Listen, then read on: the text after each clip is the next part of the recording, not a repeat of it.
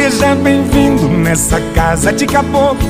O que eu tenho é muito pouco aqui nesse fim de estrada. Tem um ditado aqui no nosso recanto, que o pouco com Deus é muito e o muito sem Deus é nada.